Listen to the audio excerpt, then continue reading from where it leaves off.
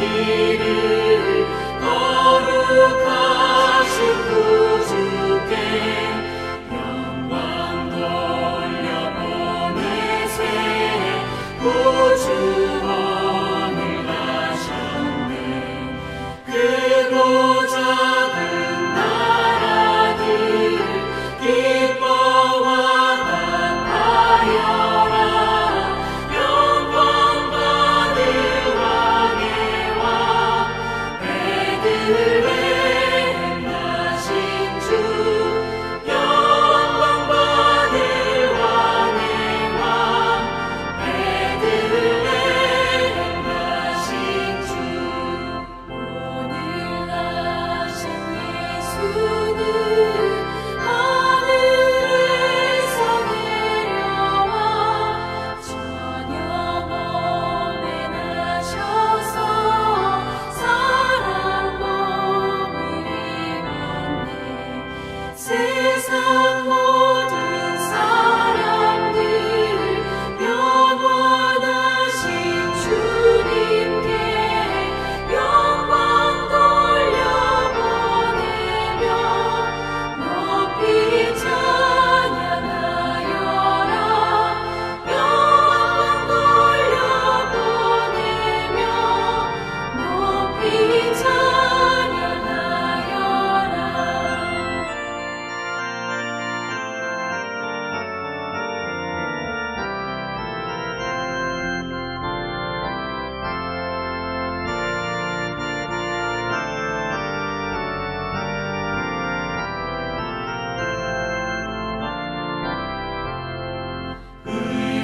의로우신 예수는 영화의 왕이시고 세상 빛이 되시며 우리 생명 되시네. 죄인들을 불러서 거듭나게 하시고 영생하게 하시니 왕께 찬양하여라. 영생하게 하시니 왕께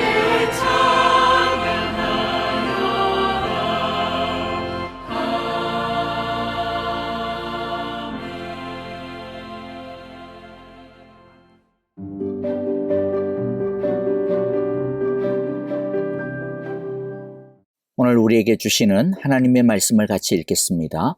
욥기 37장 14절부터 24절입니다. 욥어른은 이 말을 귀담아 들으십시오. 정신을 가다듬어서 하나님이 하시는 신기한 일들을 곰곰이 생각해 보십시오. 하나님이 어떻게 명하시는지, 그 구름 속에서 어떻게 번갯불이 번쩍이게 하시는지를 아십니까? 구름이 어떻게 하늘에 떠 있는지를 아십니까? 하나님의 이 놀라운 솜씨를 알기라도 하십니까? 모르실 것입니다. 뜨거운 남풍이 땅을 말릴 때에 그 더위 때문에 고통스러워하신 것이 고작일 것입니다. 어른께서 하나님을 도와서 하늘을 펴실 수 있습니까? 하늘을 번쩍이는 놋거울처럼 만드실 수 있으십니까? 어디 한번 말씀하여 보십시오. 하나님께 뭐라고 말씀드려야 할지를 우리에게 가르쳐 주십시오. 우리는 무지몽매하여 하나님께 드릴 말씀이 없습니다. 내가 하고 싶은 말이라고 하여 다 할 수 있겠습니까? 어찌하여 하나님께 나를 멸하실 기회를 드린단 말입니까? 이제 하늘에서 빛나는 빛이 눈부십니다. 쳐다볼 수 없을 만큼 밝습니다. 바람이 불어서 하늘이 맑아졌습니다. 북쪽에는 금빛 찬란한 빛이 보이고 하나님의 위엄찬 영광이 우리를 두렵게 합니다. 하나님의 권능이 가장 크시니 우리가 전능하신 그분께 가까이 나아갈 수 없습니다. 사람을 대하실 때에 의롭게 대하시고 정의롭게 대하여 주십니다. 그러므로 사람이 하나님을 경외해야 하는 것은 당연합니다. 하나님은 스스로 지혜롭다고 하는 사람을 무시하십니다. 아멘. 우리는 하나님이 우리와는 급이 다르다는 것을 정확히 알아야 합니다. 어렵고 지칠 때에 우리가 믿는 하나님이 어떤 분인지를 제대로 알면 그분이 얼마나 크신지를, 또 얼마나 능력이 많으신지를, 얼마나 지혜로우신지, 얼마나 위엄이 넘치신지를 알게 되면 그 하나님의 품에 기대어 안식할 수 있을 것입니다. 하나님은 우리의 지혜로 파악하기에는 너무나 크신 분입니다. 어떤 사람들은 하나님이 있는지 증명해 보겠다, 하나님이 어떤 분인지 증명해 보겠다라고 호기롭게 말하는데, 우리가 하나님에 대하여 알 수 있는 것은 지나가시는 하나님의 덩어리만 바라볼 뿐입니다. 유한한 사람이 무한한 하나님을 알 수 있다라고 하는 것은 마치 개미가 사람을 알 수 있다라고 하는 것과 같습니다. 하나님의 능력은 우리의 생각을 뛰어넘습니다. 우리가 하나를 생각한다면 하나님은 동시에 무한대를 생각하시고 판단하시는 분이십니다. 그러므로 우리의 얄팍한 생각과 지성으로 하나님을 파악하는 것은 불가능합니다. 우리는 하나님을 결코 다 파악할 수 없다는 것을 알아야 합니다. 욥은 의인이었습니다. 하나님께서 사탄과 내기를 걸 정도로 의인이었습니다. 믿음이 좋았습니다. 하지만 욥도 연약한 인간이었습니다. 욥의 아쉬움이 무엇이냐면 욥은 하나님이 자기에게 뭔가 잘못하고 있는 것 아니냐라고 푸념을 늘어놓았습니다. 하나님을 정확하게 원망하거나 의심한 것은 아닌데 그렇다고 해서 또 그런 것도 아닙니다. 듣기에 따라서는 하나님을 원망하고 의심하는 발언을 늘어놓았습니다. 나는 그렇게 잘못한 것이 없는 것 같은데 내가 왜 이렇게 험악한 일을 당해야 하는데 이게 하나님의 정의인가? 분명 하나님은 공의로우신 분인데 그런데 지금 나에게는 왜 공의롭지 않게 대우하시는 거야? 하나님이 뭔가 나를 잘못 대우하시는 것은 아니신가? 이렇게 말하였습니다. 그래서 욥의 세 친구들은 욥이 지금 하나님을 틀렸다라고 말하고 있다라고, 욥이 아주 오만방자하다라고 이구동성으로 몰아붙였던 것입니다. 욥의 답답함과 억울함은 충분히 이해가 됩니다. 만일 우리도 욥과 같은 처지가 되었다면 누구라도 욥처럼 반응했을 것입니다. 아니, 욥보다 더 독하게 하나님께 대들었을 것입니다. 우리도 우리가 이해할 수 없는 일을 당할 때 하나님 나한테 왜 이러십니까? 하나님 지금 번지수 잘못 잡은 거 아닙니까? 라고 원망하기 쉽습니다. 답답하니까 그런 반응이 튀어나오게 되는 것이죠. 하나님께 답답한 마음을 토해내는 것과 하나님을 의심하고 불평하는 그 사이에서 우리는 줄다리기를 하는 느낌입니다. 어떤 때는 진짜 하나님께 불평을 할 때도 있고 그러다가 아니지 지금 내가 뭐 하는 짓이야 하나님 원망하면 안 돼 또 그러다가도 하나님의 손길이 안 보이니까 또다시 하나님에 대하여 원망하고 이런 반복된 혼란스러움이 우리에게 있습니다. 빌립보서 4장 6절에 보면 사도 바울은 우리에게 이렇게 권면을 하고 있죠. 아무것도 염려하지 말고 모든 일을 오직 기도와 간구로 하고 여러분이 바라는 것을 감사하는 마음으로 하나님께 아뢰십시오. 어떻게 하면 어떤 상황에서도 아무것도 염려하지 않고 하나님만을 바라볼 수 있을까요? 어떤 상황에서 하나님을 의심하지 않고 원망하지 않을 수 있을까요? 그것은 하나님은 우리와 다르다라고 하는 것을 아는 것입니다. 하나님은 우리와 급이 다릅니다. 차원이 다릅니다. 전도서 5장 2절에서는 이렇게 표현을 하죠. 너는 하나님 앞에서 함부로 입을 열지 말며 급한 마음으로 말을 내지 말라. 하나님은 하늘에 계시고 너는 땅에 있음이니라. 그런즉 누구든지 말을 적게 할 것이라. 하나님은 하늘에 계시고 우리는 땅에 있다. 그렇기 때문에 어떻게 해야 된다라고 말하고 있습니까? 하나님 앞에서 함부로 입을 열지 말아라. 조급한 마음으로 말하지 말아라.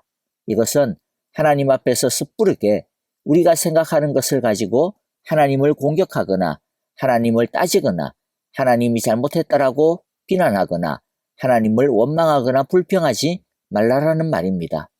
우리 생각을 가지고 하나님이 맞네 틀리네 그런 어리석은 말을 함부로 하지 말라라는 것입니다. 기억합시다. 하나님은 하늘에 계시고 우리는 땅에 있습니다. 엘리후는 욥에게 그리고 우리에게 차원이 다른 하나님을 하나하나 끄집어내어 보여주고 있습니다. 하나님의 위대하심을, 하나님의 크심을 질문을 사용하여 욥에게 깨우쳐주고 있습니다. 15절부터 18절인데요. 좀 길지만은 다시 한 번 더 읽어보도록 하겠습니다. 하나님이 어떻게 명하시는지, 그 구름 속에서 어떻게 번갯불이 번쩍이게 하시는지를 아십니까? 구름이 어떻게 하늘에 떠 있는지를 아십니까? 하나님의 이 놀라운 솜씨를 알기라도 하십니까? 모르실 것입니다. 뜨거운 남풍이 땅을 말릴 때에 그 더위 때문에 고통스러워하신 것이 고작일 것입니다. 어른께서는 하나님을 도와서 하늘을 펴실 수 있습니까? 하늘을 번쩍이는 녹거울처럼 만드실 수 있습니까? 엘리후는 욥에게 당신은 아느냐, 당신은 할 수 있느냐 라고 하는 질문을 연달아 던짐으로써 욥이 하나님을 다시 묵상하도록 이끌고 있는 것입니다. 엘리후의 이런 방법은 나중에 하나님께서 욥에게 던지시는 방법과 아주 비슷합니다. 욥기 38장부터 39장에 이르는 긴 내용을 통해 하나님은 욥에게 폭풍 같은 질문을 던집니다. 그 질문의 핵심은 하나님이 다스리시는 자연세계에 대해 욥 너가 얼마나 많이 알고 있느냐, 그것을 대답해 보라는 것입니다.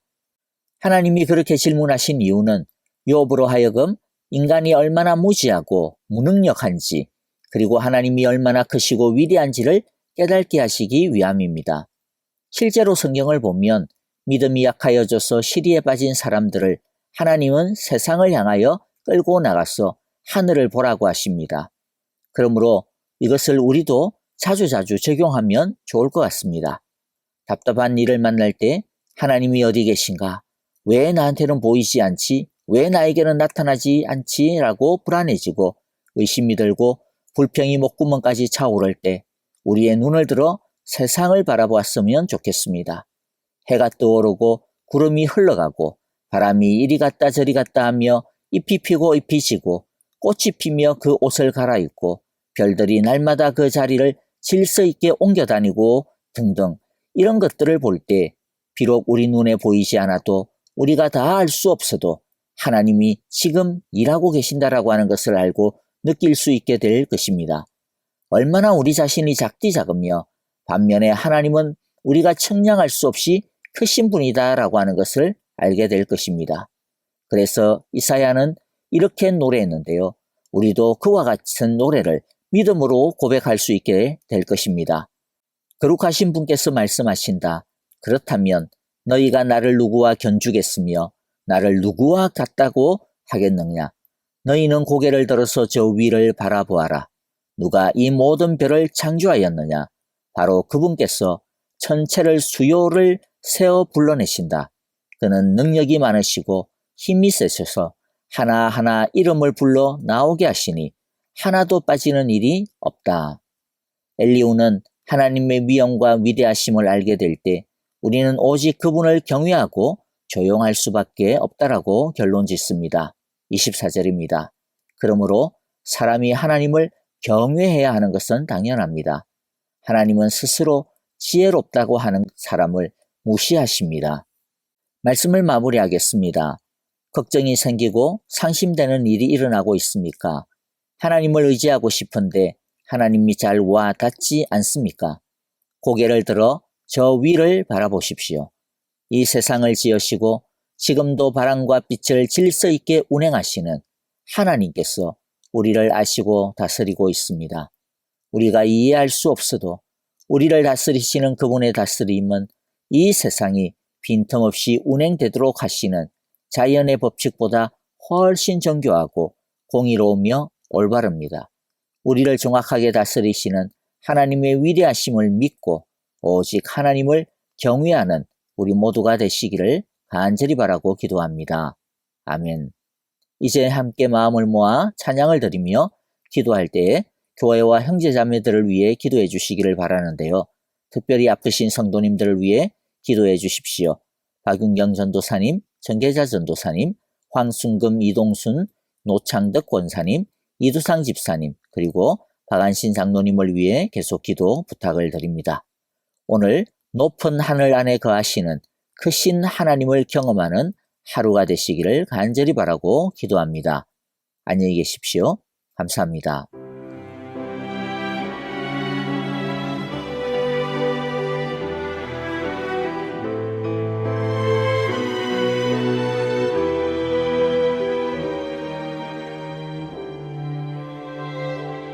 내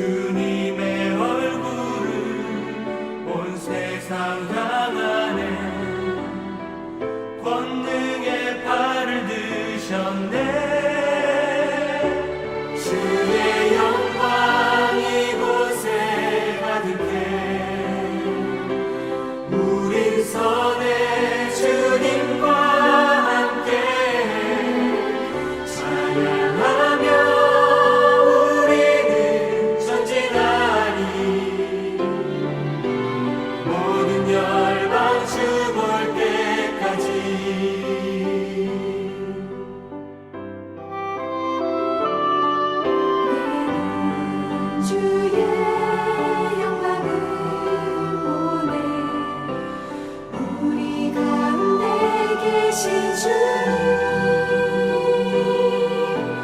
그 빛난 영광 온 하늘 덮고 그 찬송 온 땅 가득해 내 눈 주의 영광을 보네 찬송 가운데 서신 주님